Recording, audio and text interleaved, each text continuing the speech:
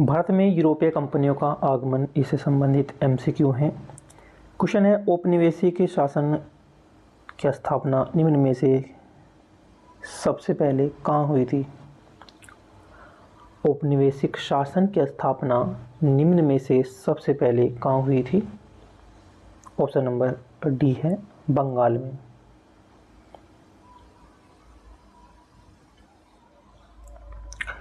औपनिवेशिक शासन सर्वप्रथम बंगाल में स्थापित किया गया था। बंगाल प्रांत में सर्वप्रथम ग्रामीण समाज को पुनर्व्यवस्थित करने और भूमि संबंधी अधिकारों की नई व्यवस्था को लागू करने तथा एक नई राजस्व प्रणाली स्थापित करने के लिए प्रयत्न किए गए थे।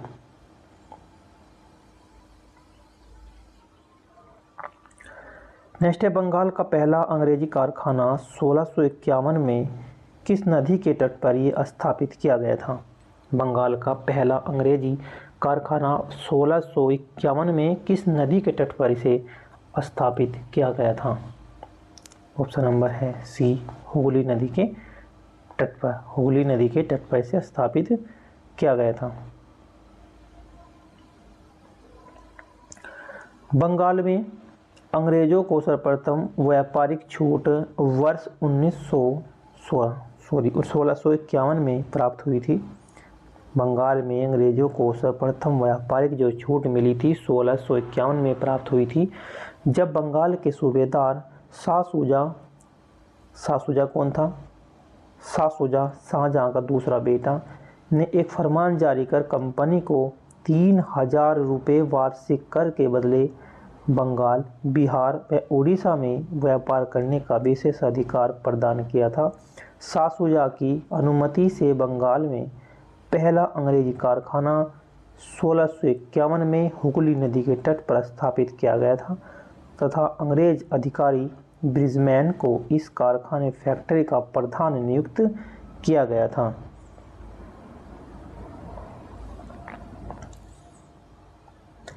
नेक्स्ट देखते हैं कि भारत के पूर्वी तट पर स्थित इनमें से किस स्थान पर अंग्रेजों ने 1611 में अपना पहला कारखाना खोला? भारत के पूर्वी तट पर स्थित इनमें से किस स्थान पर अंग्रेजों ने 1611 में अपना पहला कारखाना खोला? ऑप्शन नंबर बी है मुसलिमपट्टनम में इन्होंने पहला कारखाना खोला। भारत के पूर्वी तट पर स्थित मुसलिमपट्टनम में 1611 ईस्वी में अंग्रेजों ने पहला कारखाना खोला। उल्लेखनीय है कि भारत में आने वाले यूरोपीय शक्ति में सबसे पहले आगमन पुर्तगालियों का हुआ। नेक्स्ट है, भारत के लिए समुद्री मार्ग की खोज किसने की थी? भारत के लिए समुद्री मार्ग की खोज किसने की थी? भारत के लिए जो समुद्री मार्ग की खोज की थी वो वास्को डी गामा के द्वारा की गई थी 1498 ईस्वी में। भारत के लिए समुद्री मार्ग की खोज वास्को डी गामा ने की थी, जो एक पुर्तगाली नाविक था। वह अब्दुल मनीक नामक गुजराती पथ प्रदर्शक की सहायता से कालीकट के प्रसिद्ध बंदरगाह हैं कपकडाबू नामक स्थान पर कहीं 17 मई मिलता है और कहीं 20 मई 1498 को पहुंचा। यहाँ के स्थानीय शासक, जिनकी पैतृक उपाधि जमोरीन थी, उन्होंने उसका स्वागत किया।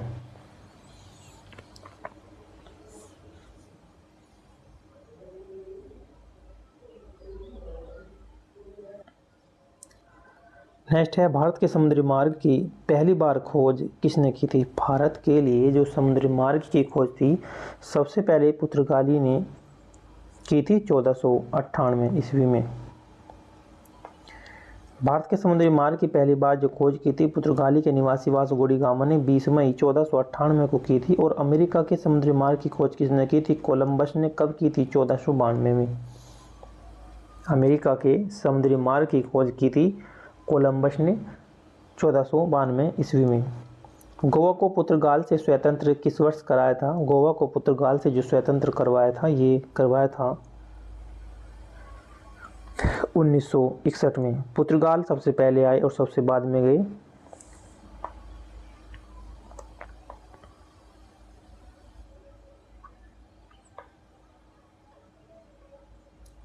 15 अगस्त 1955 ईस्वी को 15 अगस्त 1955 ईस्वी को गोवा को पुर्तगाल शासन से मुक्त कराने के लिए 3000 सत्याग्रहियों ने अहिंसक आंदोलन शुरू किया। 15 अगस्त 1955 ईस्वी को गोवा को पुर्तगाली शासन से मुक्त कराने के लिए 3000 सत्याग्रहियों ने अहिंसक आंदोलन शुरू किया और जनता के जनमत संग्रह की मांग की, परंतु पुर्तगाली सेना ने निहत्थी जनता पर गोली चलाकर भारत सरकार को हस्तक्षेप करने के लिए विवश कर दिया। उसके परिणाम स्वरूप क्या हुआ कि भारत सेना ने एक गोवा में एक ऑपरेशन चलाया जिसका नाम था ऑपरेशन विजय चलाया और 19 दिसंबर 1961 को पुर्तगाली से गोवा, दमन और दीव को मुक्त करा लिया। तीनों को सम्मिलित करके केंद्र शासित प्रदेश बनाया गया। 30 मई 1987 ईस्वी को गोवा भारत का 25वां राज्य या प्रांत बना।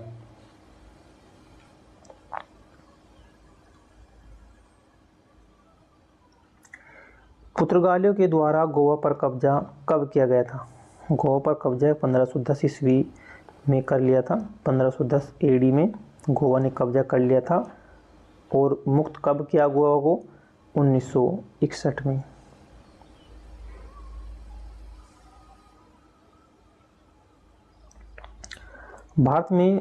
भारत में पुर्तगालियों के द्वारा गोवा पर कब्जा 1510 ईस्वी में किया और पुर्तगाली वायसराय अल्फांसो दी अल्बुकर्क ने 1510 ईस्वी में बीजापुर के सुल्तान यूसुफ आदिल शाह को हरा दिया और गोवा पर अपना कब्जा कर लिया था 1510 ईस्वी में, जो पुर्तगाल के वायसराय थे अल्फांसो दी अल्बुकर्क। नेक्स्ट है, इनमें से कौन सा खोजकर्ता भारत आना चाहता था किंतु उसके बजाय अमेरिका के तट पर पहुंच गया?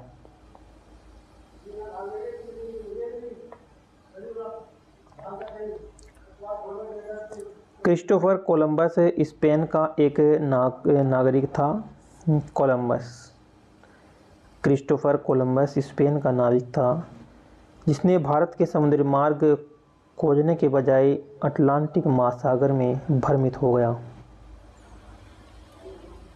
क्रिस्टोफर कोलंबस स्पेन का एक नाविक था, भारत के समुद्री मार्ग की खोज के बजाय अटलांटिक महासागर में वो भ्रमित हो गया और अमेरिका के तट पर पहुंच गया और कोलंबस को लगा कि यही अमेरिका ही भारत है। इसी कारण जो वहाँ के मूल निवासी हैं उसे आज भी रेड इंडियन के नाम से जाने जाते हैं। ईस्ट इंडिया कंपनी ने भारत के किस शहर में अपना पहला व्यापारिक केंद्र स्थापित किया? ईस्ट इंडिया कंपनी ने भारत के किस शहर में अपना पहला व्यापारिक केंद्र स्थापित किया? ऑप्शन नंबर डी है सूरत में।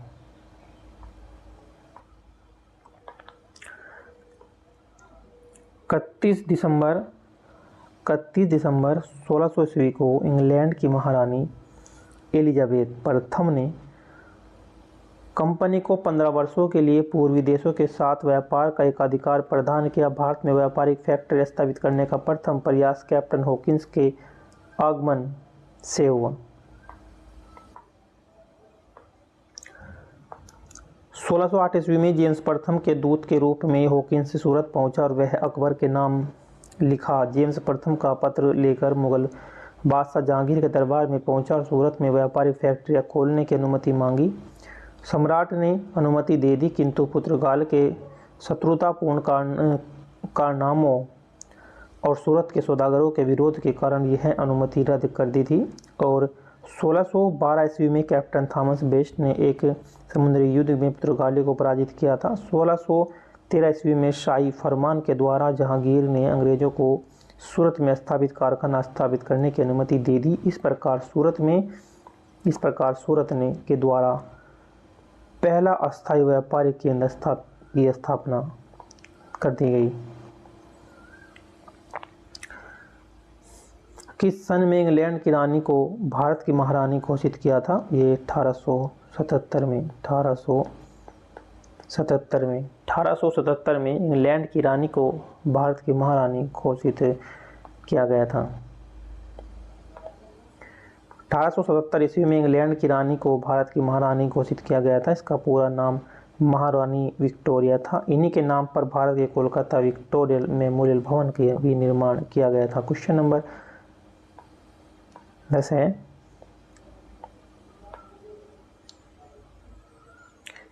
किस कंपनी को प्रारंभिक तौर पर ईस्ट इंडीज के साथ व्यापार करने के लिए गठित किया गया था, लेकिन अंत में यह मुख्य रूप से भारतीय उपमहाद्वीप और चीन के साथ व्यापार तक ही सीमित हो गया था?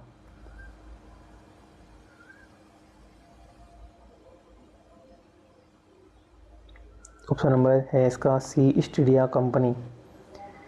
ईस्ट इंडिया कंपनी को प्रारंभ तौर पर ईस्ट इंडीज़ के साथ व्यापार करने के लिए गठित किया गया था, लेकिन अंत में यह मुख्य रूप से भारतीय उपमहाद्वीप और चीन के साथ व्यापार तक ही ये सीमित रह गया था। ईस्ट इंडिया कंपनी को प्रारंभ तौर पर ईस्ट इंडीज़ के साथ व्यापार करने के लिए गठित किया गया था। कंपनी के प्रबंधन के लिए एक समिति व्यवस्था की गई थी। इसमें एक निर्देशक, एक उपनिर्देशक और 24 सदस्य थे।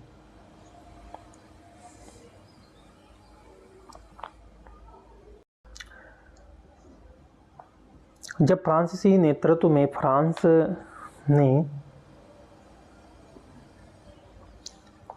ने कब कब्जा की था, तब पहला कर्नाटक युद्ध लड़ा गया था, मद्रास।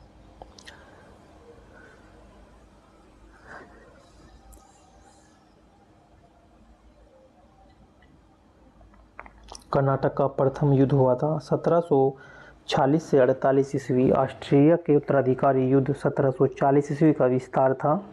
कैप्टन बार्नेट के नेतृत्व में अंग्रेजी सेना ने कुछ फ्रांसीसी जलपोत पकड़ लिए थे, जो युद्ध का तात्कालीन कारण बना था। इसके परिणाम स्वरूप मॉरिशस के फ्रांसीसी गवर्नर ला बोर्डने ने मद्रास पर अधिकार कर लिया था। प्रथम कर्नाटक युद्ध कैप्टन पैराडाइज की फ्रांसीसी सेना तथा महफूज खां के नेतृत्व वाले नवाब की सेना के मध्य लड़ा गया था। फ्रांसीसियों ने नवाब की सेना को सेंट-थोमे नामक स्थान पर इसे पराजित किया था।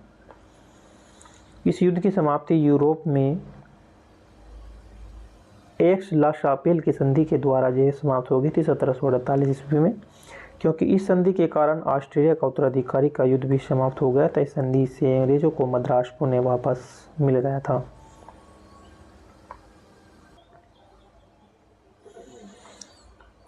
ईस्ट इंडिया कंपनी की स्थापना के समय भारत का शासक कौन था? ईस्ट इंडिया कंपनी की स्थापना के समय भारत का शासक कौन था? ऑप्शन नंबर बी है अकबर।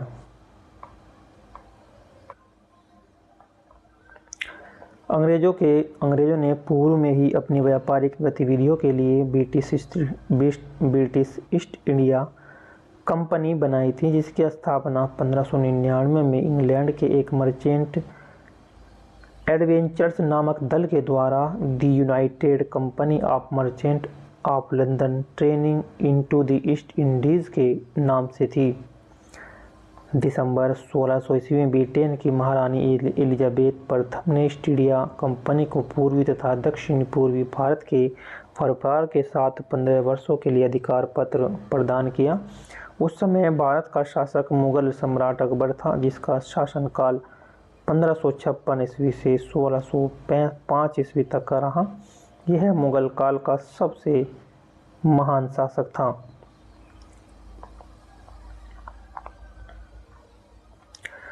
नेक्स्ट है, भारत में फोर्ट विलियम किस नदी के किनारे स्थित है? भारत में जो फोर्ट विलियम है वो किस नदी के किनारे स्थित है? हुगली नदी के किनारे स्थित है। भारत में फोर्ट विलियम कोलकाता में हुगली नदी के किनारे पर बना एक किला है। इस किले का निर्माण 1781 ईस्वी में हुआ था। इसके प्रथम प्रेसिडेंट चार्ल्स आयर थे। लॉर्ड वेलेस्ली के समय में इस काल में भारतीय नागरिक सेवा में भर्ती हुए युवकों को प्रशिक्षित या ट्रेनिंग किया जाता था। नेक्स्ट है, 1505 में भारत के पहले पुर्तगाली वायसराय के द्वारा किस किले का निर्माण करवाया गया था? किस किले का निर्माण ये करवाया गया था? ऑप्शन नंबर सी है फोर्ट एम्यूनियल। फोर्ट एम्यूनियल का निर्माण करवाया गया था।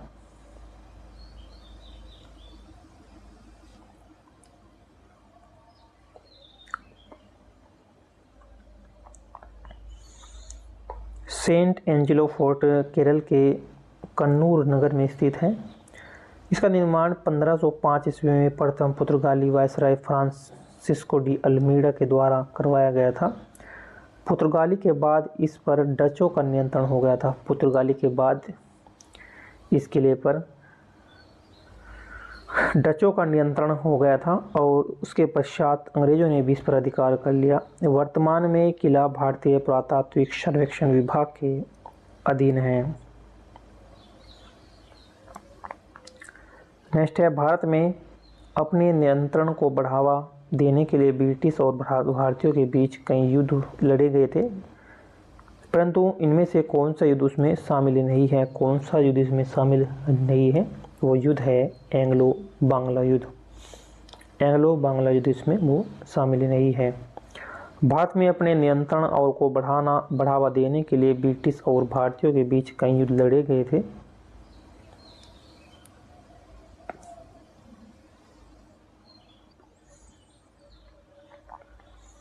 भारत में अपने नियंत्रण को बढ़ावा देने ब्रिटिश और भारतीयों के बीच कई युद्ध लड़े गए थे, परंतु एंग्लो बांग्ला युद्ध में शामिल नहीं था। एंग्लो बांग्ला युद्ध ये 23 जून 1757 ईस्वी को बंगाल में पलासी का युद्ध हुआ था, जो अंग्रेजों और बंगाल के नवाब सिराजुद्दौला के मध्य हुआ था।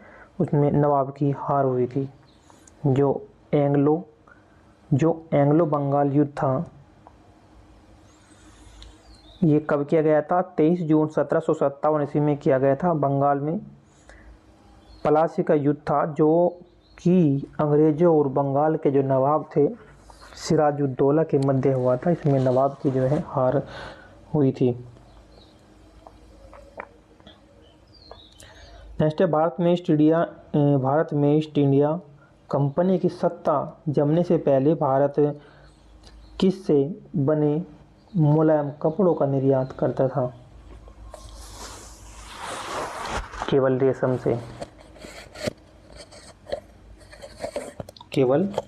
से बने कपड़ों का जो है निर्यात करता था।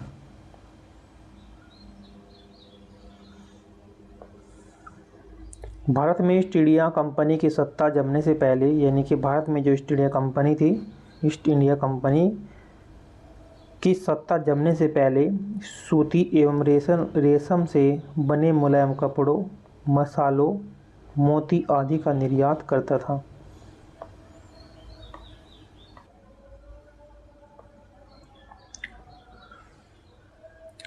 अंग्रेज ब्रिटिश ईस्ट इंडिया कंपनी ने खुद को भारत में किस ईस्वी के दौरान स्थापित किया था? 1600 से 1612 ईस्वी के दौरान जो इन्होंने स्थापित कर लिया था। अंग्रेजी ब्रिटिश ईस्ट इंडिया कंपनी ने खुद को भारत में 1600 से 1612 के दौरान स्थापित कर लिया था।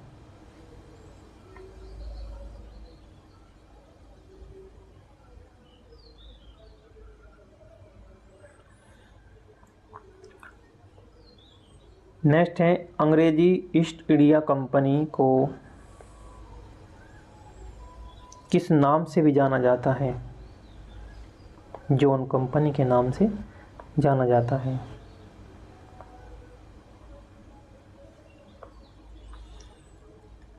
निम्नलिखित में से किस आंदोलन ने गोवा में पुर्तगाली राज को समाप्त करने में महत्वपूर्ण भूमिका निभाई थी? किस आंदोलन ने गोवा में पुर्तगाली राज को समाप्त करने में महत्वपूर्ण भूमिका निभाई?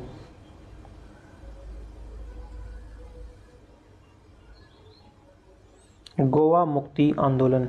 गोवा मुक्ति आंदोलन यह आंदोलन था, में अहम भूमिका निभाई।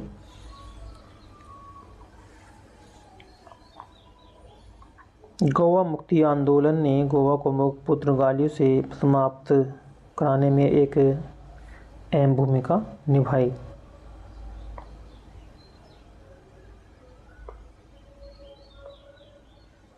1600 ईस्वी में भारत में व्यापार चौकियों की स्थापना करने के लिए किसने ईस्ट इंडिया कंपनी को अधिकार दिया था?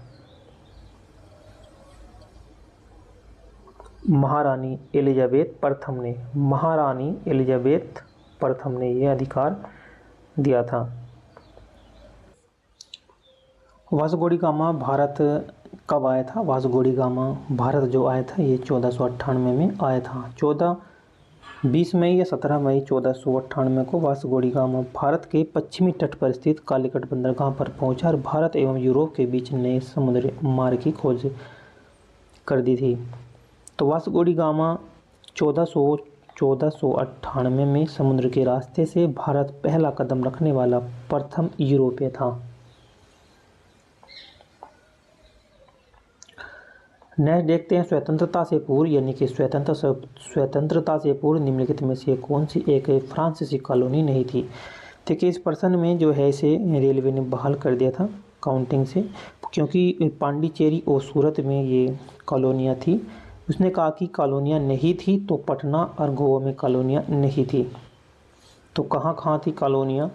तो स्वतंत्रता से पूर्व फ्रांसीसियों ने सूरत, पांडिचेरी, मुसलिमपट्टनम तथा चंदनगर में व्यापारिक कोठियाँ स्थापित की थी, जबकि माहे, कराईकल और यमन पर युद्ध द्वारा उत्तराधिकार कर लिया था। जबकि माहे, कराईकल और यमन पर युद्ध के द्वारा इन्होंने अधिकार कर लिया था।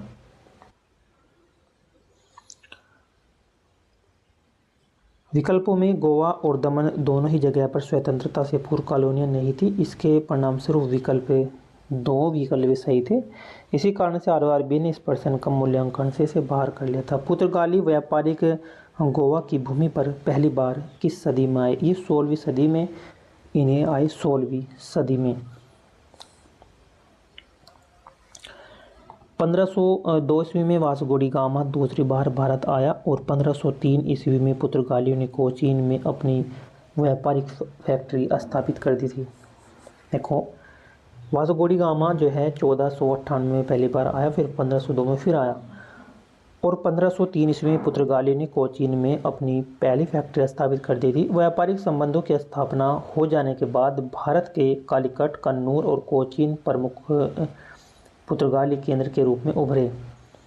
व्यापारिक संबंध की स्थापना हो जाने के बाद जो भारत के कालीकट, कन्नूर और ये कोचीन प्रमुख बंदरगाह थे केंद्रों के रूप में ही उभरे और 1510 ईस्वी में पुर्तगाली के गवर्नर बनकर आए अल्बुकर्क। 1510 ईस्वी में पुर्तगाली गवर्नर बनकर आए अल्बुकर्क ने बीजापुर के आदिल शाह से गोवा को जीत लिया और गोवा की विजय ने दक्षिण पश्चिमी समुद्र तट पर पुर्तगाली नौसेना प्रभुत्व की मोहर लगा दी।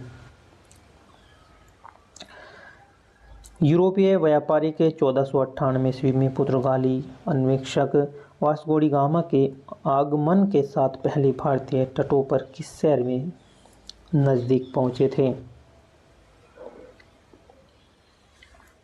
कालीकट के ये नज़दीक पहुंचे थे, कालीकट के।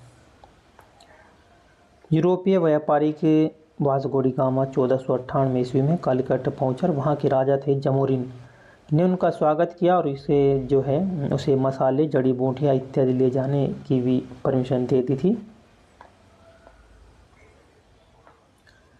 पुर्तगाली खोजकर्ता वास्को डी गामा पहली बार समुद्र के रास्ते भारत में कहाँ उतरा था? ये केरल में उतरा था, किस जगह पर? कप्पाकडाबू में ये उतरा था, केरल में।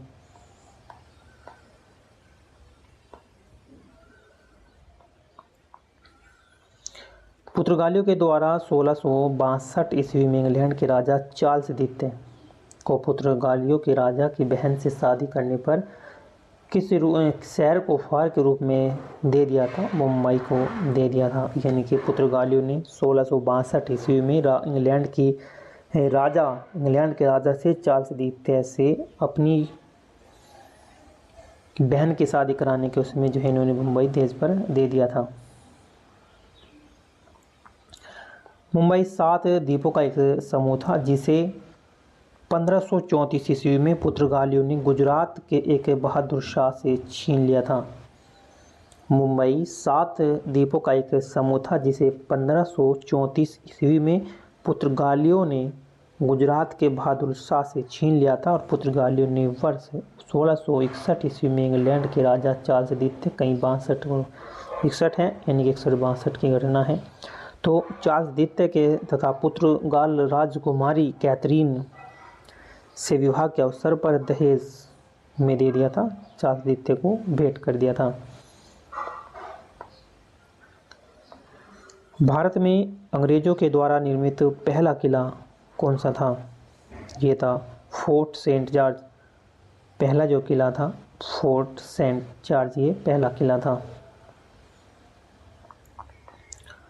भारत में अंग्रेजों के द्वारा निर्मित, जो अंग्रेजों ने खुद बनाया द्वारा निर्मित जो पहला किला था फोर्ट सेंट जॉर्ज था। इसकी स्थापना 1640 ईस्वी में की थी। ब्रिटिश ईस्ट इंडीज कर्मचारी फ्रांसिस डे मद्रास चेन्नई में करवाई थी। इस किले को व्हाइट टाउन के नाम से भी इसे जाना जाता है, व्हाइट टाउन।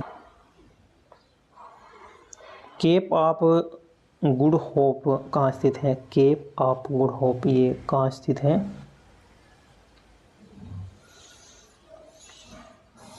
इसका ऑप्शन नंबर है बी, दक्षिण अफ्रीका में। केप ऑफ गुड होप जो है ये दक्षिण अफ्रीका में स्थित है। केप ऑफ गुड होप उत्तमांशा अंतरीप भी किसे कहा जाता है और यह दक्षिण अफ्रीका के पश्चिम तट पर स्थित है। पुर्तगाली यात्री वास्को डी गामा ने उत्तमांशा अंतरीप होकर ही भारत की खोज 1498 में की थी। ईस्ट इंडिया कंपनी को 31 दिसंबर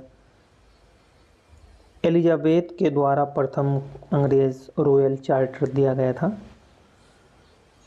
यानी कि 1600 ईस्वी में दिया गया था। 1600 ईस्वी में ईस्ट इंडिया कंपनी को 31 दिसंबर 1600 को एलिजाबेथ प्रथम के द्वारा अंग्रेजी रॉयल चार्टर दिया गया था। अंग्रेजी रॉयल चार्टर दिया गया था 1600 ईस्वी में। ईस्ट इंडिया कंपनी को 31 दिसंबर 1600 ईस्वी में इंग्लैंड की महारानी एलिजाबेथ प्रथम ने एक चार्टर जारी कर अंग्रेज व्यापारियों को 15 वर्षों के लिए पूर्वी देशों के साथ व्यापार करने का एक अधिकार प्रदान कर दिया था। ईस्ट इंडिया कंपनी को 31 दिसंबर 1600 ईस्वी में इंग्लैंड की महारानी एलिजाबेथ प्रथम ने एक चार्टर जारी कर अंग्रेजों व्यापारियों को 15 वर्षों के लिए पूर्वी देशों के साथ व्यापार करने का एक अधिकार प्रदान कर दिया था। कंपनी का गठन मसाले के व्यापार के लिए किया गया था। कंपनी का जो गठन किया गया था वो मसाले के व्यापार के लिए किया गया था। महारानी एलिजाबेथ प्रथम के द्वारा हस्ताक्षरित एक चार्टर के माध्यम से ईस्ट इंडिया कंपनी का गठन कब किया गया था? ये 1600 ईस्वी में। अंग्रेजों ने भारत में क्षेत्रों को प्रांतों में विभाजित किया, बंगाल, बॉम्बे और मद्रास, जिन्हें अब क्या कहा गया? प्रेसिडेंसी। भारत के वर्तमान प्रांत जिन्हें पूर्व काल में ब्रिटिश भारत के प्रेसिडेंसी तथा प्रेसिडेंसी कस्बे के रूप में जाना जाता था और ब्रिटिश शासन के दौरान अंग्रेजों के प्रशासनिक विभाग थे। इसका अस्तित्व 1612 से 1947 ईस्वी के मध्य रहा। इसमें बंगाल, बिहार और बॉम्बे प्रेसिडेंसियों का प्रमुखता से उल्लेख मिलता है। भारत में पहली ब्रिटिश प्रेसिडेंसी की स्थापना कहाँ की गई थी? सूरत में। भारत में पहली ब्रिटिश प्रेसिडेंसी की स्थापना कहाँ की गई थी? ये सूरत में की गई थी। भारत में पहली ब्रिटिश प्रेसिडेंसी की स्थापना सूरत में की गई थी। सन 1611 में कैप्टन मिडल्टन ने जो है पुर्तगालियों के जहाजी बेड़े को परास्त किया था और पुर्तगाली को पराजित कर कारण जहांगीर अंग्रेजों से प्रभावित हुआ था और 1613 ईस्वी में अंग्रेजों को सूरत की अस्थायी कारखाना स्थापित करने की अनुमति दे दी थी।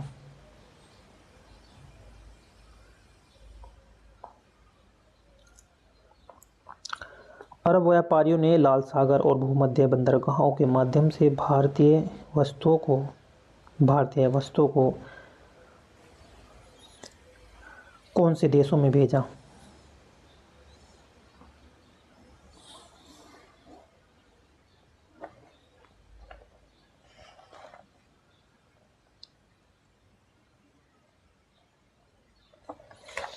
अमेरिकन।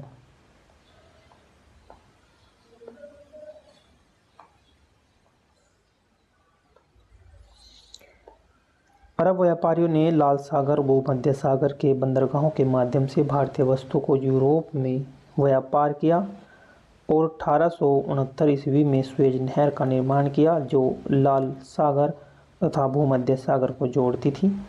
इस नहर ने भारत व यूरोप के बीच की दूरी को 7000 किलोमीटर तक घटा दिया। 7000 किलोमीटर तक इसे घटा दिया था।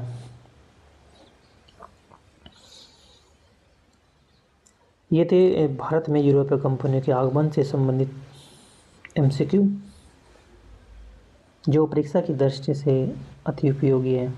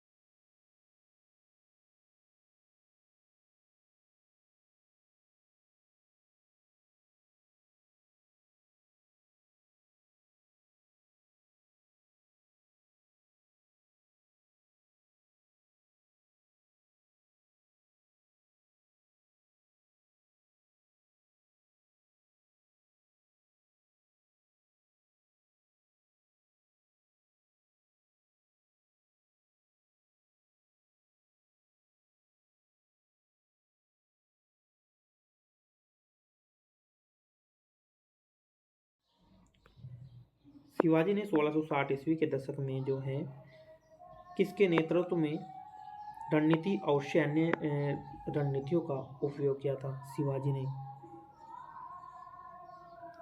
गुरिल्ला।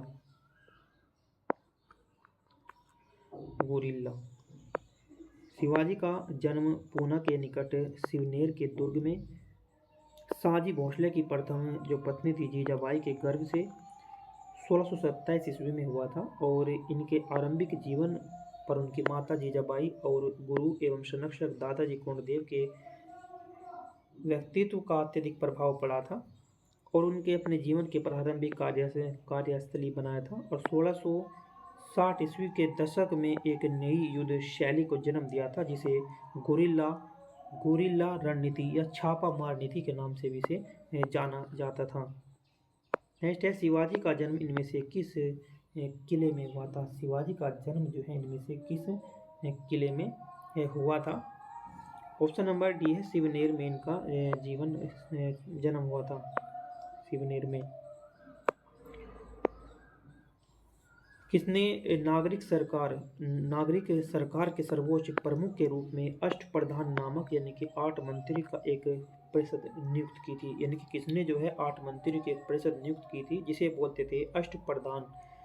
तो ये किसके द्वारा ये की गई थी? शिवाजी के द्वारा ही ये की गई थी। ऑप्शन नंबर इसका बी है, शिवाजी के द्वारा ही।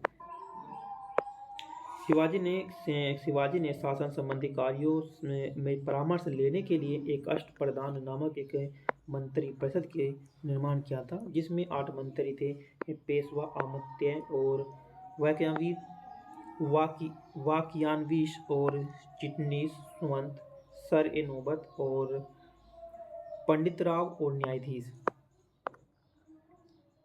पानीपत का तीसरी लड़ाई किस वर्ष हुई थी? पानीपत की तीसरी लड़ाई किस वर्ष हुई थी? 1761 ईस्वी में ये लड़ाई हुई थी। पानीपत की तीसरी लड़ाई 1761 ईस्वी में लड़ी गई थी। यह युद्ध अहमद शाह अब्दाली और मराठों के बीच हुआ था। इस युद्ध में मराठों के सेनापति सदाशिवराव इस युद्ध में अहमद शाह अब्दाली विजय हुए थे। इस युद्ध के प्रत्यक्षदर्शी जो काशीराज पंडित ने कहा, पानीपत के तृतीय मराठों के लिए प्रलयकारी सिद्ध हुआ। पानीपत के तीसरे युद्ध में अहमद शाह अब्दाली से किसने युद्ध किया था? मराठों ने युद्ध किया था, मराठों ने। नेक्स्ट है सालबाई की संधि पर हस्ताक्षर किए गए थे, जिसने पहले एंग्लो मराठा युद्ध को समाप्त कर दिया था। ये संधि कब हुई थी? सालबाई की संधि के द्वारा ही पहले एंग्लो मराठा युद्ध को समाप्त कर दिया गया था। ये संधि कब की गई थी? ये संधि की गई थी 1782 ईस्वी में ये संधि की गई थी।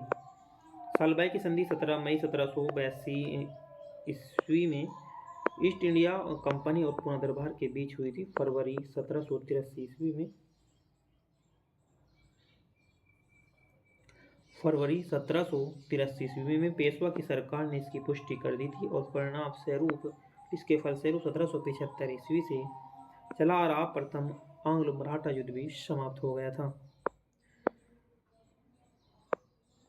मराठों ने किस सन में अहमद शाह अब्दाली से पराजित होकर सत्ता खो दी थी? 1761 में पानीपत की तीसरी लड़ाई में। पानीपत का तीसरा युद्ध 14 जनवरी 1761 ईस्वी को अहमद शाह अब्दाली और मराठों के बीच हुआ था, जिसमें मराठों की हार हो गई थी। मराठे इसमें हार गए थे और 18वीं सदी का सबसे बड़ा युद्ध माना गया है। इसे 18वीं सदी का सबसे बड़ा युद्ध माना गया है पानीपत का तीसरा युद्ध। पानीपत का प्रथम युद्ध कब हुआ था? ये 1526 में हुआ था। किस किस के बीच हुआ था? बाबर और इब्राहिम लोदी के बीच ये किया गया था और जिसमें बाबर विजयी हुआ था। कौन हुआ था? बाबर इसमें विजयी हुआ था। और द्वितीय युद्ध द्वितीय विश्व युद्ध 1556 ईस्वी के में बाबर और हेमू के बीच हुआ था। इसमें अकबर जो है ये विजयी हुआ था।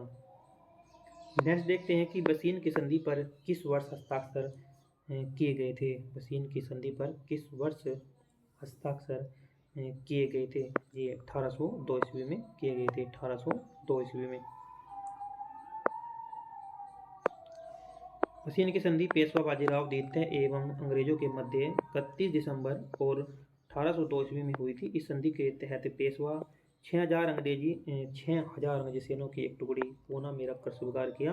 गुजरात, ताप्ती, नर्मदा के आसपास क्षेत्र में तुंगभद्रा नदी के सभी सीमावर्ती क्षेत्रों में राष्ट्र जो था 26 लाख कंपनी को दे दिया गया। उसके साथ ही यूरोपीय कंपनी लोगों को सेवा से हटाने, सूरत व बड़ौदा पर दावा खत्म करने तथा अंग्रेजों की सलाह से ही अन्य देशों के संबंध रखने की शर्त पेशवा के द्वारा मान ली गई थी। पेशवा के द्वारा ये शर्तें। महाराणा प्रताप के घोड़े का क्या नाम था? जो महाराणा प्रताप थे इनके घोड़े का क्या नाम था? महाराणा प्रताप के घोड़े का नाम था चेतक।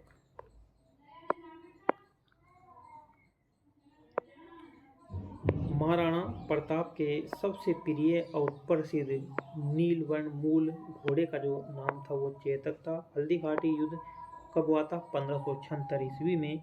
युद्ध में चेतक ने अपनी अद्वितीय स्वामी भक्ति, बुद्धिमता एवं वीरता का परिचय दिया था।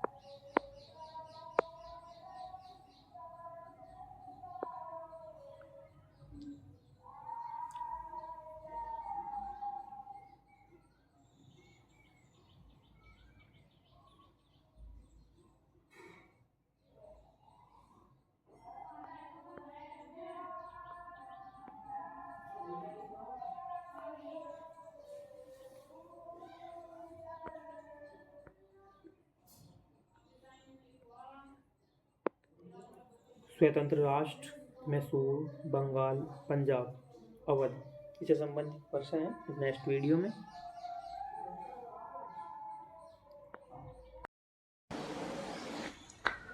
स्वतंत्र राष्ट्र मैसूर, बंगाल, अवध और पंजाब से संबंधित MCQ हैं जो प्रत्येक परीक्षा की दृष्टि से अति उपयोगी हैं। रेलवे के सभी प्रीवियस क्वेश्चन हैं।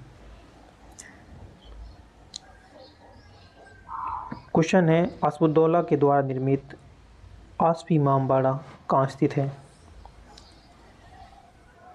ये लखनऊ में स्थित है। ऑप्शन नंबर इसका डी है।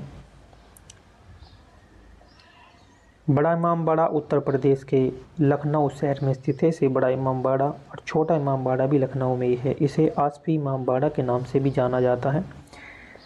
अवध के नवाब आसफुद्दौला ने 1784 में इसे बनवाया था। 1784 में बनवाया था। यह मुहर्रम और ईद जैसे मुस्लिम अनुष्ठानों के उद्देश्य से इसे बनवाया गया था। इसमें स्तंभों का प्रयोग नहीं किया गया है। इसमें स्तंभों का प्रयोग नहीं किया है। इसी ने अवध प्रांत की राजधानी फैजाबाद से लखनऊ हस्तांतरित की थी। नेक्स्ट है 23 जून 1757 को ब्रिटिश ईस्ट इंडिया कंपनी ने इसमें से किस युद्ध में बंगाल के नवाब पर निर्णायक जीत हासिल की थी? निर्णायक जीत जो हासिल की थी प्लासी के युद्ध में। प्लासी के युद्ध में इन्होंने निर्णायक जीत हासिल की थी। 23 जून 1757 को ब्रिटिश ईस्ट इंडिया कंपनी ने प्लासी के युद्ध में बंगाल के नवाब सिराजुद्दौला पर निर्णायक जीत हासिल की थी। कंपनी की सेना का नेतृत्व रॉबर्ट क्लाइव के द्वारा किया गया था, जबकि नवाब की सेना का नेतृत्व मीर जाफर ने किया था। नवाब की सेना का नेतृत्व किसने किया था? मीर जाफर के द्वारा ये किया गया था। भारतीय इतिहास में सन 1756 में घटित हुई काल कोठरी की घटना ब्लैक होल इंसिडेंट ये कहाँ हुई थी?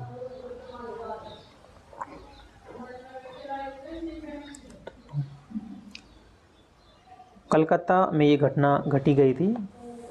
बहुत ही दुखद घटना थी ये। 20 जून 1756 में कालकोठरी की घटना पश्चिम बंगाल कलकत्ता की घटना है। ऐसा मान्यता है कि बंगाल के नवाब सिराजुद्दौला ने 140 अंग्रेज़ बंदियों, जिनमें स्त्रियां भी थी, बच्चे भी शामिल थे, को एक 18 फुट लंबे, 14 फुट और 10 इंच चौड़े कोठड़ी में बंद कर दिया था। 23 जून को प्रातः इस कोठड़ी को खोला गया था, यानी कि 20 जून को इन्हें भर दिया गया था और 23 जून को इसे खोला गया था। इसमें 23 लोग ही जीवित पाए गए थे। जीवित रहने वालों में हालवेल भी थे। यह घटना इतिहास में ब्लैक होल घटना के नाम से प्रसिद्ध हुई।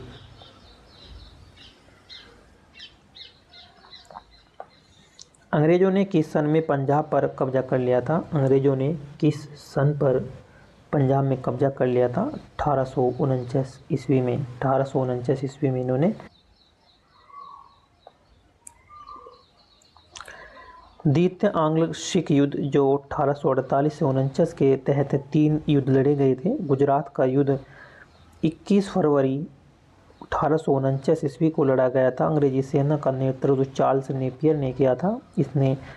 उसने चिनाब नदी के किनारे लड़े गए युद्ध में सिखों को परास्त कर पंजाब राज्य पर ब्रिटिश साम्राज्य में मिला लिया और महाराज दिलीप सिंह को 5 लाख रुपए का वार्षिक पेंशन देकर उन्हें शिक्षा प्राप्त करने इंग्लैंड भेज दिया।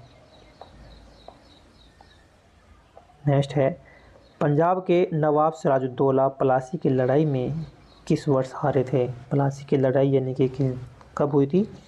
प्लासी की लड़ाई कब हुई थी? ये 1757 ईस्वी में प्लासी की लड़ाई हुई थी। तभी बंगाल के नवाब सिराजुद्दौला हार गए थे। प्लासी का युद्ध 23 जून 1757 को अंग्रेजों के सेनापति रॉबर्ट क्लाइव बंगाल के नवाब सिराजुद्दौला के बीच हुआ था। इसमें नवाब अपने सेनापति मीर जाफर की धोखाधड़ी करने के कारण पराजित हुए थे। अंग्रेजों ने मीर जाफर को बंगाल का नवाब बनाया था। नेक्स्ट है, प्लासी का युद्ध ईस्ट इंडिया कंपनी और किसके बीच ये हुआ था? प्लासी का युद्ध जो था ये किस किस के बीच हुआ था? बंगाल के नवाब। प्लासी का युद्ध ईस्ट इंडिया कंपनी और बंगाल के नवाब के बीच हुआ था।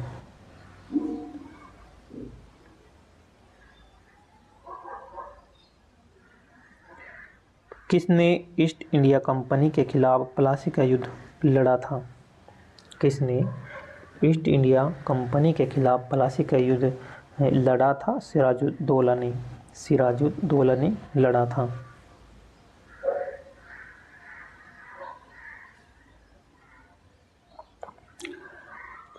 प्लासी के युद्ध में ब्रिटिश ईस्ट इंडिया कंपनी के सैन्य दल का नेतृत्व किसने किया था? रॉबर्ट क्लाइव के द्वारा ये नेतृत्व किया गया था।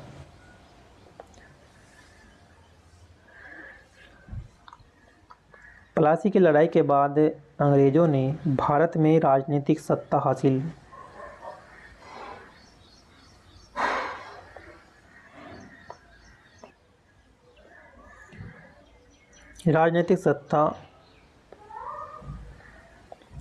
कर ली थी। यह लड़ाई किस वर्ष हुई थी? 1757 में।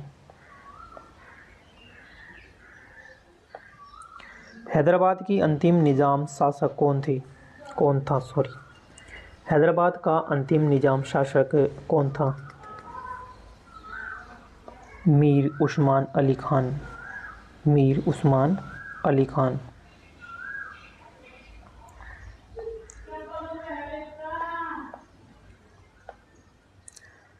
निजाम हैदराबाद रियासत के स्थानीय संप्रभु शासकों की पदवी को कहा जाता था।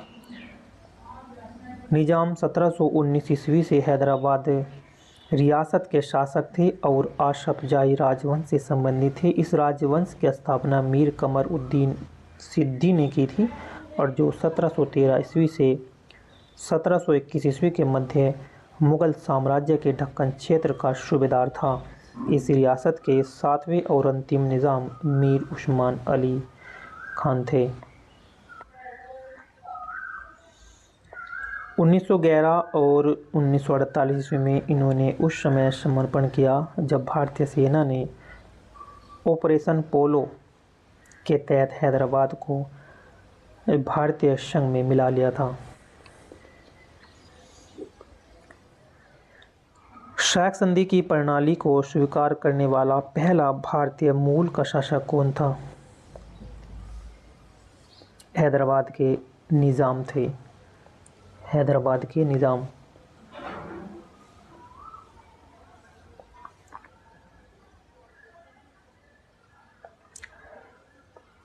वर्ष 1798 में शायक संधि स्वीकार करने वाला पहला शासक हैदराबाद का निजाम था।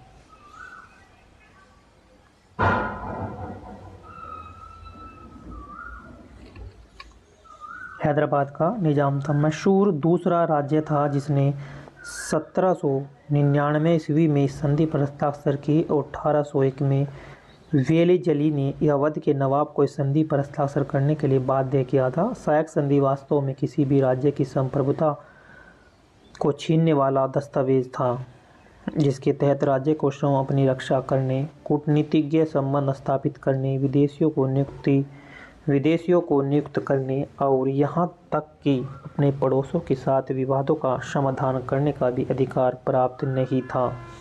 शायक संधि का इस्तेमाल बोर्ड लॉर्ड वेलेज़ली ने किया, परंतु इसकी उत्पत्ति फ्रांसीसी गवर्नर डुप्ले ने की थी। जो सैक्स संधि होती थी इसका इस्तेमाल जो है ये वेलेज़ली के द्वारा किया गया था, और जो इसकी उत्पत्ति हुई थी फ्रांसीसी गवर्नर डुप्ले ने इसकी उत्पत्ति की थी।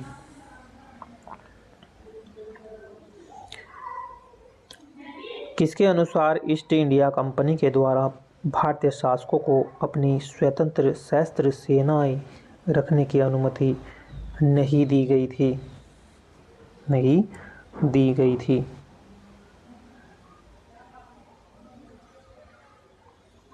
शायक संधि प्रणाली। शायक संधि प्रणाली। शायक संधि प्रणाली के अनुसार ईस्ट इंडिया कंपनी के द्वारा भारतीय शासकों को अपनी स्वतंत्र सशस्त्र सेना रखने की अनुमति नहीं दी गई थी। ईस्ट इंडिया कंपनी ने बंगाल और बिहार पर दीवानी अधिकार किस वर्ष प्राप्त किया था? किस वर्ष ये प्राप्त किया था? 1765 ईस्वी में इसे प्राप्त किया था।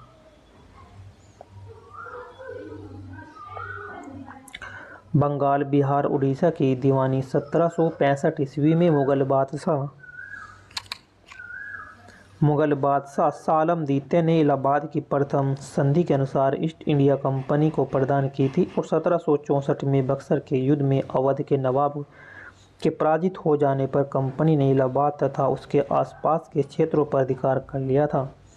कंपनी ने यह क्षेत्र सम्राट को देकर इसके बदले में बंगाल की दीवानी प्राप्त की थी। दीवानी प्राप्त का अर्थ यह होता है कि कंपनी को बंगाल, बिहार, उड़ीसा के राजस्व वसूलने का अधिकार प्राप्त हो गया था। इसके बदले कंपनी बादशाह आलम द्वितीय को 26 लाख रुपए वार्षिक पेंशन दिया करती थी। मुगलों ने ईस्ट इंडिया कंपनी को दीवानी अधिकार बंगला, बिहार, उड़ीसा में राजस्व संग्रहण करने और दीवानी मामलों पर निस्तारण करने का अधिकार किस वर्ष प्रदान किया गया था? 1765 ईस्वी में ये किया गया था। बक्सर का युद्ध किस वर्ष लड़ा गया था? जो बक्सर का युद्ध था वो किस वर्ष लड़ा गया था?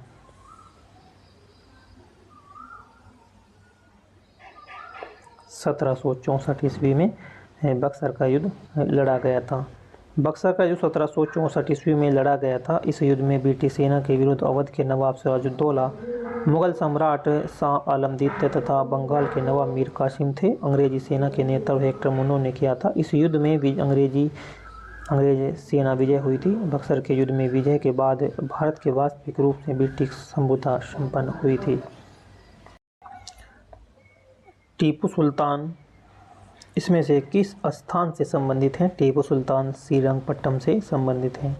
टीपू सुल्तान का जन्म 20 नवंबर 1750 ईस्वी को कर्नाटक के देवनहल्ली में हुआ था। टीपू ने 1782 ईस्वी से 1799 तक मैसूर का शासन किया, मैसूर पर, और इसने 1787 ईस्वी में टीपू ने अपनी राजधानी श्रीरंगपट्टनम में बादशाह की उपाधि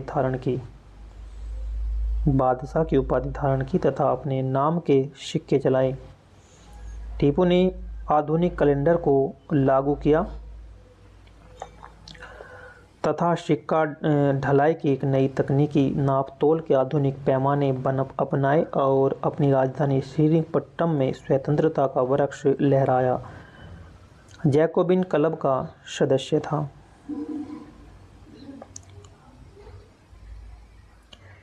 नेक्स्ट देखते हैं, दोस्त मोहम्मद खान के खिलाफ 1838 में त्रिपक्षीय संधि पर किस किस के हस्ताक्षर किए गए थे? दोस्त मोहम्मद खान के खिलाफ 1838 में हुई त्रिपक्षीय संधि पर किस किस ने हस्ताक्षर किए थे? लॉर्ड ऑकलैंड, महाराजा रणजीत सिंह और शाह शुजा के द्वारा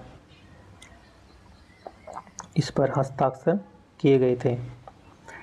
दोस्त मोहम्मद खान के खिलाफ 1838 ईस्वी में हुई त्रिपक्षीय संधि में लॉर्ड ऑकलैंड, महाराजा रणजीत सिंह और शाह शुजा ने हस्ताक्षर किए थे। इस संधि के अनुसार शाह शुजा को सिख सेना और ब्रिटिश आर्थिक सहायता से काबुल की गद्दी पर पुनः बैठने की बात तय हुई थी और जॉन किन के नेतृत्व में बोलन दर्रे से अंग्रेजी सेना भेजी गई और काबुल पर अधिकार प्राप्त कर लिया गया। 1840 ईस्वी में दोस्त मोहम्मद खान ने आत्मसमर्पण पर शाह शुजा को काबुल का शासक घोषित कर दिया था। नेक्स्ट देखते हैं, श्रीरंगपट्टम में हुए चौथे आंग्ल मैसूर युद्ध में किसकी हत्या हुई थी। ये किसकी हत्या हुई थी? टीपू सुल्तान की इसमें हत्या हुई थी। चौथे आंग्ल मैसूर युद्ध 1798 से 1799 में दक्षिण भारत में ब्रिटिश ईस्ट इंडिया कंपनी और हैदराबाद दक्कन के खिलाफ मैसूर साम्राज्य के बीच एक संघर्ष हुआ।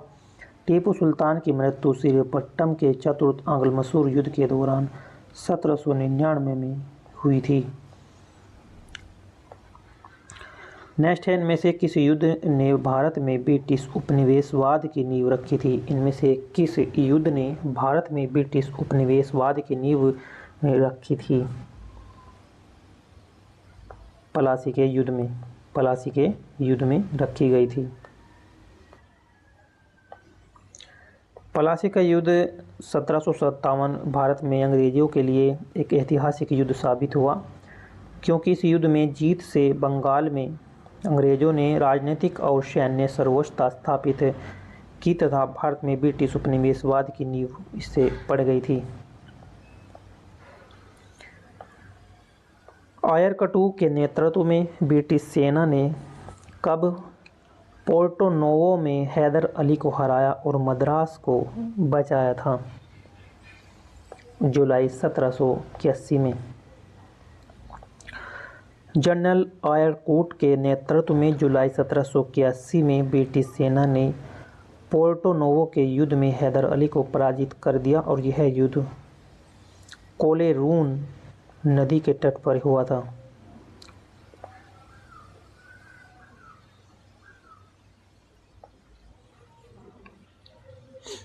नेक्स्ट है, निम्नलिखित में से कौन सी घटना 1757 में प्लासी की लड़ाई में अंग्रेजों की जीत के बाद घटी?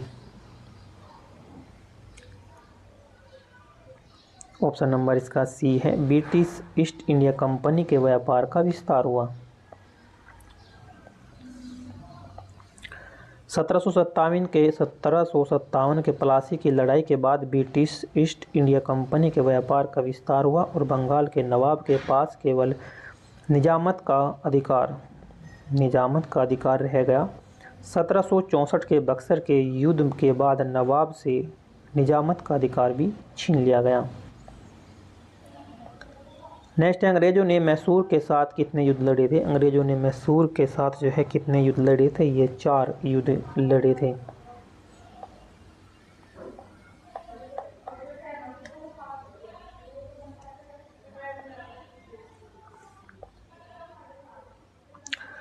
कौन कौन से युद्ध लड़े थे? अंग्रेजों ने मैसूर के साथ 4 युद्ध लड़े। प्रथम आंग्ल मैसूर युद्ध, तृतीय और चतुर्थ। जो प्रथम आंग्ल मैसूर युद्ध लड़ा गया वो 1767 से लड़ा गया 69 तक 2 ईस्वी, और फिर ये लड़ा गया 1780 से 84, और फिर लड़ा गया तीसरा आंग्ल मैसूर युद्ध 1790 से 1792, और फिर ये 1799 में लड़ा गया।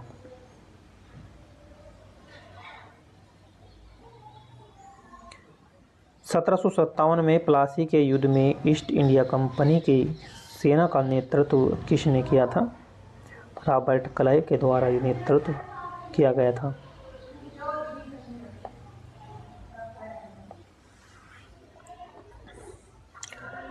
प्लासी का युद्ध 1757 में हुआ रॉबर्ट क्लाइव एवं सिराजुद्दौला के बीच। बक्सर का युद्ध 1764 में हुआ हेक्टर मुनरो एवं मीर कासिम शाह आलम और शुजाउद्दौला।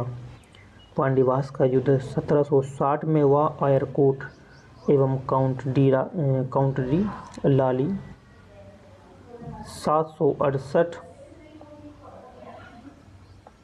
हैदर अली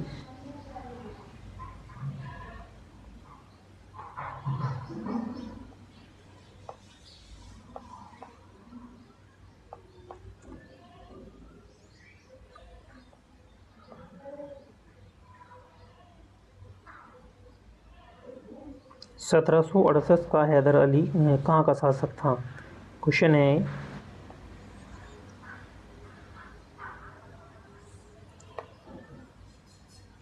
हैदर अली कहाँ का शासक था? क्वेश्चन बस ये है, हैदर अली ये कहाँ का शासक था?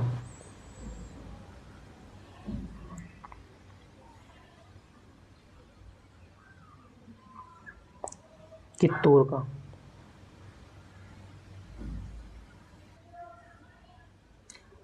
हैदर अली 1761 ईस्वी में मैसूर का शासक बना था। हैदर अली 1761 ईस्वी में मैसूर का शासक बना था और द्वितीय आंग्ल मैसूर युद्ध के दौरान 1782 में हैदर अली की मृत्यु हो गई थी। हैदर अली की जो मृत्यु हुई थी 1782 ईस्वी में हो गई थी। प्लासी और बक्सर की लड़ाई ने प्लासी और बक्सर की लड़ाई ने अंग्रेजी शासन की स्थापना की थी।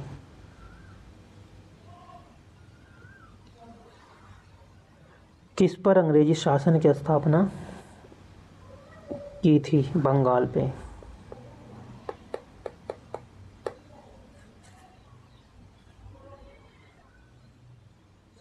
ये जो क्वेश्चन था, हैदर अली कहाँ का शासक था? ये चित्तौड़ का नहीं, मैसूर का था।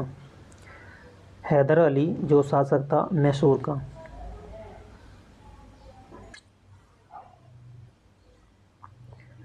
प्लासी का युद्ध 23 जून 1757 ईस्वी को बंगाल के नादिला जिले में भागीरथी नदी के किनारे प्लासी नामक स्थान पर हुआ था।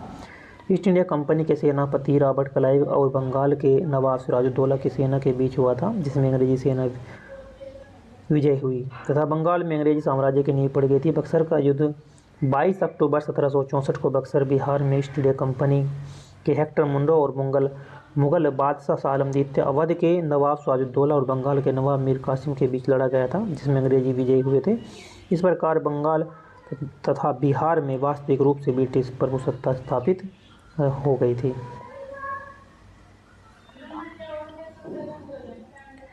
प्लासी का युद्ध कब लड़ा गया था? जो प्लासी का युद्ध था वो कब लड़ा गया था? वो 23 जून 1757 ईस्वी को लड़ा गया था। ब्रिटिश के द्वारा प्लासी युद्ध किसके नेतृत्व में लड़ा गया था? रॉबर्ट क्लाइव के नेतृत्व में लड़ा गया था ब्रिटिश के द्वारा। प्लासी की लड़ाई किस नदी के तट पर हुई थी? जो प्लासी की लड़ाई थी वो किस नदी के तट पर हुई थी? भागीरथी नदी के तट पर हुई थी। प्लासी की लड़ाई किस नदी के तट पर की गई थी? प्लासी की लड़ाई भागीरथी नदी के तट पर ये की गई थी। ब्रिटिश द्वारा प्लासी युद्ध किसके नेतृत्व में लड़ा गया था? रॉबर्ट क्लाइव के नेतृत्व में लड़ा गया था। प्लासी की लड़ाई किस नदी के तट पर की हुई थी? प्लासी की लड़ाई किस नदी के तट पर हुई थी?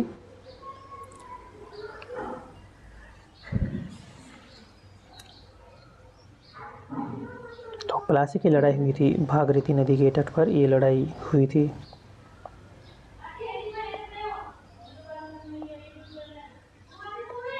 मुर्शीद कुली खान ने खुद को बंगाल का नवाब घोषित कर दिया था और अपनी राजधानी ढाका से हटाकर कहाँ कर दी थी? मुस्लिम कुली खान ने खुद को बंगाल का नवाब घोषित कर दिया और अपनी राजधानी ढाका से हटाकर कहाँ कर दी थी? ऑप्शन नंबर डी है मुर्शिदाबाद।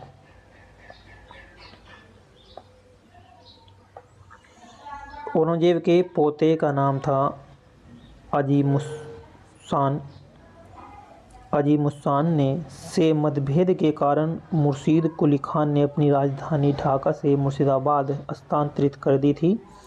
मुर्शीद कुली खान को 1717 में मुगल शासक फर्रुखसियार के द्वारा बंगाल का सूबेदार बनाया गया था।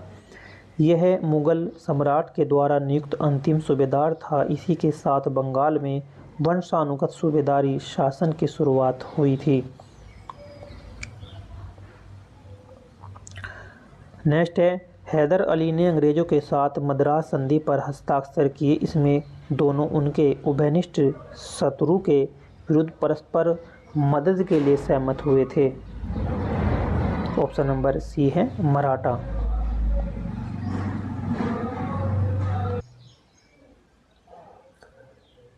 प्रथम आंग्ल मसूर युद्ध 1767 से 1769 ईस्वी में हैदर अली और अंग्रेज़ों के बीच हुआ था। इसमें हैदर अली ने अंग्रेज़ों के साथ मद्रास की संधि 1769 में की और ये दोनों अपने उभयनिष्ठ शत्रु मराठा के विरुद्ध परस्पर मदद के लिए सहमत हो गए। भारत की स्वतंत्रता से पहले सबसे बड़ा सामंती राज्य कौन था? हैदराबाद।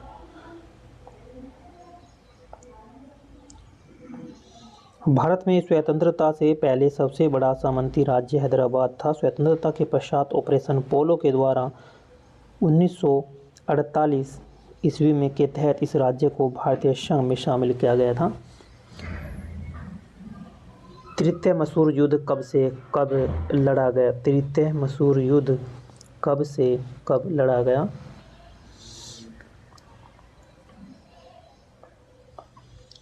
1790 से 1792 तक ये लड़ा गया तीसरा मसूर युद्ध।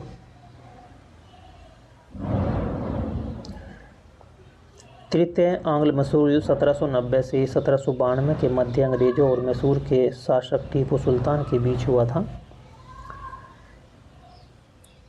इस युद्ध में अंग्रेजों का नेतृत्व लॉर्ड कॉर्नवालिस कर रहे थे और अंग्रेज टीपू सुल्तान को दक्षिण भारत में अपना सबसे बड़ा शत्रु समझते थे, जो उनके साम्राज्य विस्तार में सबसे बड़ी बाधा थी।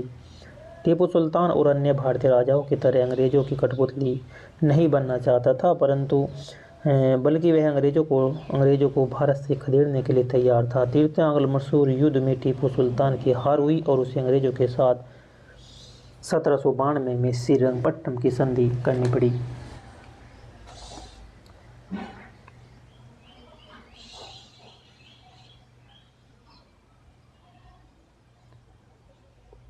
निम्नलिखित में से किस संधि के परिणाम स्वरूप तृतीय आंग्ल मसूर युद्ध समाप्त हो गया था?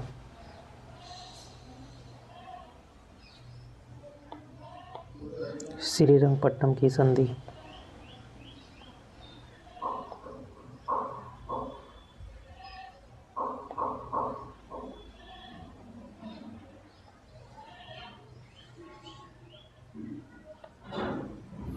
तृतीय आंग्ल मसूर युद्ध 1790 से 92 के मध्य अंग्रेजी तथा टीपू सुल्तान के मध्य हुआ था। फ्रांसीसियों के साथ साठगांठ का आरोप लगाकर कॉर्नवालिस ने टीपू सुल्तान पर आक्रमण कर दिया था। युद्ध के पूर्व में ही कॉर्नवालिस ने निजाम और मराठों को अपनी तरफ मिला लिया था। टीपू सुल्तान को श्रीरंगपट्टनम की संधि करनी पड़ी, जिसके अनुसार टीपू को आधा राज्य और 3 करोड़ रुपए अंग्रेजों को युद्ध की क्षति यानी कि युद्ध की हानि के रूप में देने पड़े। तुरंत धनराशि न देने पर टीपू के 2 पुत्र अंग्रेजों के पास बंधक रख दिए गए। टीपू के आधे राज्य को निजाम मराठा और अंग्रेजों ने बांट लिया था। टीपू के आधे राज्य को निजाम मराठा और अंग्रेजों ने से बांट लिया था। भारत के सबसे बड़े महलों में से एक, जिसे अम्बा विलास के रूप में भी जाना जाता है, और यह वाडियार महाराजा का निवास भी था, मैसूर राज्य है। अम्बा विलास महल मैसूर भारत में सबसे बड़े महलों में से एक है। यह कृष्णराज वाडियार चतुर का निवास स्थान था। 1565 ईस्वी में तालिकोटा या बन्नीहट्टी के युद्ध में विजयनगर राज्य के ध्वस्त होने पर वाडियार वंश तिरुमल के द्वारा स्थापित किया गया था। 1761 ईस्वी में हैदर अली ने मैसूर राज्य की स्थापना की थी। और नेक्स्ट है कि टीपू सुल्तान मस्जिद कहाँ पर स्थित है? टीपू सुल्तान मस्जिद जो है ये कोलकाता में है। टीपू सुल्तान मस्जिद कोलकाता पश्चिम बंगाल में स्थित है। यह इस्लामी और मुगलिया वास्तुकार से ये संबंधित हैं। अब देखते हैं औपनिवेशिक अर्थव्यवस्था। औपनिवेशिक अर्थव्यवस्था से संबंधित प्रश्न है, इससे नेक्स्ट वीडियो में